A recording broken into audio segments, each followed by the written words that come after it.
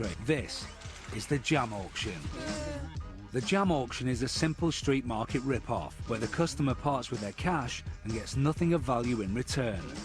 Today our stall-holding hustlers are trying to demonstrate how easy it is to hook people in with an empty promise. They'll have you believe that if you get involved with their auction, you'll be rewarded with a high-value bargain. In fact, that bargain never materializes and you'll walk away with less than you started with. It's a beautiful scam and it relies on people wanting something for nothing, which of course they don't get. The carrot that you're dangling in front of the mark is the boxes of really expensive things, items that you have behind you, but obviously starting from the cheaper items. By the time they find out that it isn't a free-for-all, it's way too late. Alex and Paul have set up their auction and gathered a crowd. Hidden cameras have been placed all around to pick up the action. You guys have come here for a bargain. Everybody comes here for a bargain. You know, forget the high street, forget the internet. We've got a sale today to promote the market and to promote markets all over the country. Actually, there is no special promotion for the market. It's a lie to get the crowd gathered round. And soon they've got their punters who are ready to buy the attractive bargain electronics on view. That's a cosmetic kit. If you went to the high street, you'd pay a fiver for this. It's got everything. Paul starts spieling the crowd to get them interested in his auction. He's offering a very cheap deal. And if they need any prompting to part with their money, Jess is in the crowd wearing a hidden camera, and she's ready to make the first purchase if necessary. What we have here is a gents grooming kit. Now in here you get a pair of toenail clippers, fingernail clippers, you get tweezers.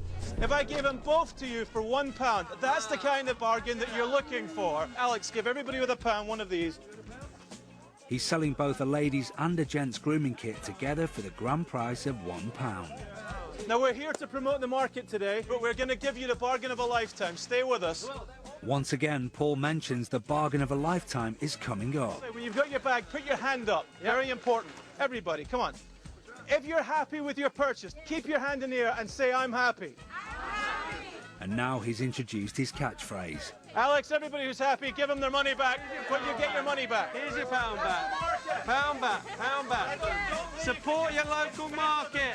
After getting 2 products for the price of 1 and then getting their money back, the crowd can't believe how good this auction is. If they're getting such a good discount on these goods, how cheaply will they bag the electronics in the back of the van? This is the kind of thing that companies buy for their executives. This is a 20 set of classic pens. We're going to take it one step further. That's a desktop calculator. Now the hustlers are selling 2 more items for a £5. Give us a £5, put that in your bag, and just like that. Come on, everybody. And put your hand up if you're happy, come on. And again, the catchphrase comes. Hey, Alex, give them their money back. And again, the money is returned to the crowd. We're going to give you a bargain you will not believe, I guarantee it. It's classic, it'll never age. It's Italian glass. You can hear it from there. It's a beautiful piece. Like teaching a dog to do tricks, the crowd learns through repetition and reward. Every time they buy something, they say they're happy. I'm happy. And Paul gives them their money back. Give them their money back. They're in. Another item, this time for a £10. By now, the crowd are just buying everything. They want to stick around for the expensive stuff, even if it means bidding for a tatty vase they don't even want. And after all, it's all free anyway. The hustlers just keep on giving the crowd and their accomplice Jess their money back. Hand up if you're happy. Alex, give them their money back. Who's happy? You're happy. The crowd are all carrying on faithfully with the auction. They're sure the electronics will soon come on sale. Don't forget the bargains are coming. We are giving you the bargain of a lifetime, right? Right.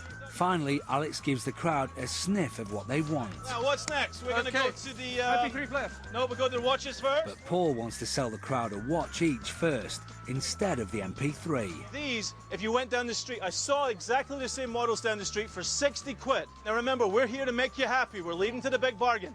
If you want to be happy, take £20 out of your pocket and buy one of these watches. The crowd are about to buy a watch for £20 each.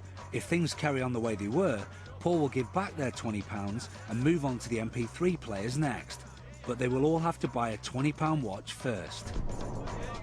The watches have flown out of the van. Alex has shifted £400 worth. It's time to move on to the next load of goods. Or so the crowd thinks. But our hustlers have a surprise in store. Who's happy? Let me see you. I can't hear you. Let me hear you. Who's happy? Well, folks, if you're happy, we're happy. Thank you very much. Take care. And so our hustlers have brought the hammer down on this auction. Instead of giving the £20 notes back and moving on to the MP3 players, they've disappeared with the cash. Everyone in the crowd is left a bit bewildered, but content enough. After all, they've got a bag of goodies worth at least £20, haven't they? The beauty of this scam is that when the auction is over and they're left with that bag of stuff, they're really thinking that they wish the thing could have gone on so they could have got more of what they were looking for in the first place. Only until you point out to them that the true value of all the stuff that they've got in their bag is probably about £4. They paid 20 for it, and also they didn't want that stuff in the first place. Yeah. Then it becomes a different story. Now that you've told me I've got a fiver's worth of stuff for 20 quid, I'm not happy. In the classic con, there's a kind of build-up which happens. You place your trust in the con man, you give them a small amount of money, and lo and behold, you get your money back, or maybe you even win some more money. And so you think, oh, this is great, I can invest some more in this scheme, and you win again. Then you invest some more, and then suddenly you lose everything. But there's also a sense of conditioning people. You're saying to them, look, this is the scheme. You know, if you're happy, you get your money back. If you're happy, you get your money back. On the final one, they're all happy, and suddenly they don't get their money back. They've been conned. But of course, along the way, all the time, they've been telling you, the marks have been telling the con man, we're happy. Yep, we're satisfied. And so even at that end point, when they've been conned, they may be able to convince themselves they are happy. They haven't been conned. In that sense, it's the absolutely perfect con.